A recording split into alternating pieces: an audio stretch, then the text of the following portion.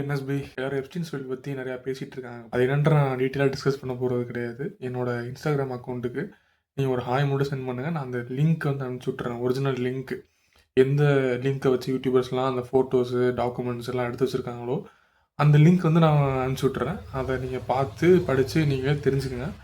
மற்றவங்க சொல்லி கேட்குறத விட தட் இஸ் பெஸ்ட்டு.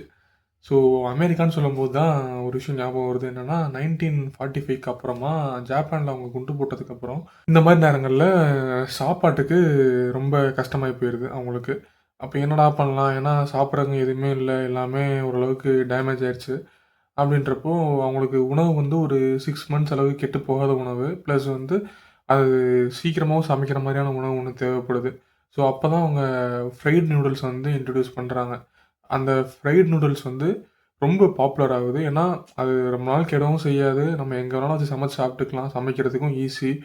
ஸோ எல்லா குவாலிட்டிஸும் செக் ஆனதுக்கப்புறம் it is going to be a rocket market. So இந்த மாதிரி நடக்கும்போது அந்த அந்த ஜப்பான் ஃபுல்லாக வந்து அந்த ஃப்ரைட் நூடுல்ஸ் ஃபுல்லாக பரவிருச்சு. ஸோ அதை அப்படியே வேர்ல்டுக்கு இன்ட்ரடியூஸ் பண்ணிடலான்னு ஒரு கண்ட்ரிக்காக இன்ட்ரடியூஸ் பண்ணிட்டாங்க. ஆனால் அந்த கம்பெனியால் இந்தியாவில் வந்து அவங்க ப்ராடக்டை பிராண்ட் பண்ண முடியல. ஏன்னா இங்கே ஆல்ரெடி ஒருத்தன் பிராண்டை பிடிச்சிட்டான் ப்ளேஸ்.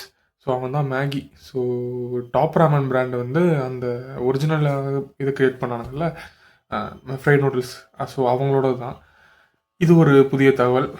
ஸோ நெக்ஸ்ட் வீடியோ சந்திப்போம் என்எஸ்பி. அது வரைக்கும் டாட்டா பை பை, சி யூ.